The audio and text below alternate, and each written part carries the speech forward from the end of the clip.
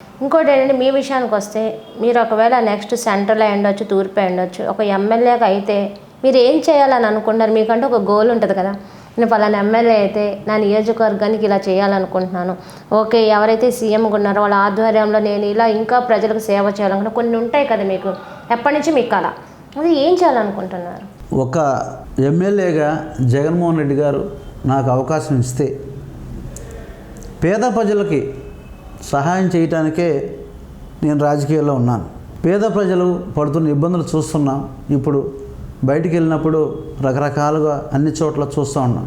పేద ప్రజలు ఎంతో ఇబ్బందులు పడుతున్నారు. అవన్నీ కూడా చూస్తూ వాళ్ళకి ఏదైనా మనం చేయగలమా అని ఆలోచించి నేను ఏదైనా చేయగలిగిన స్థాయిలో నేను చేస్తున్నాను. జగన్మోహన్ రెడ్డి గారు అవకాశం ఇస్తే తప్పకుండా పేద ప్రజల సంక్షేమానికి మాత్రమే నేను కృషి చేస్తాను. కొంతమంది పేర్లు చెప్తా, ఒక సింగిల్ వాళ్ళు ఏంటనే చెప్తారా? చెప్పండి. Narendra Modi, visionary leader.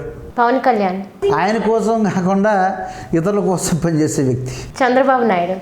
వెన్నుపోటు ద్వారా ఒక కుటిల రాజకీయాలు చేసి అధికారం సంపాదించుకొని ప్రయత్నం చేసే వ్యక్తి.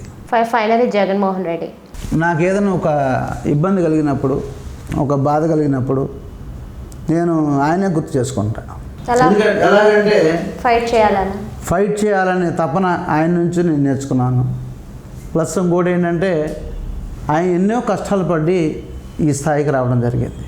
ఆయన పేద ప్రజలకి ఉపయోగపడాలన్న ఉద్దేశంతో పట్టుదలగా పేద ప్రజల జీవితాల్లో వెలుగులు తీసుకురావాలన్న ఉద్దేశంతో పట్టుదలగా పాదయాత్ర చేసి పేద ప్రజల సమస్యలు తెలుసుకొని అక్కడే మేనిఫెస్టో తయారు చేసి ఈరోజు మేనిఫెస్టో కూడా 99% అమలు చేయడం జరిగింది.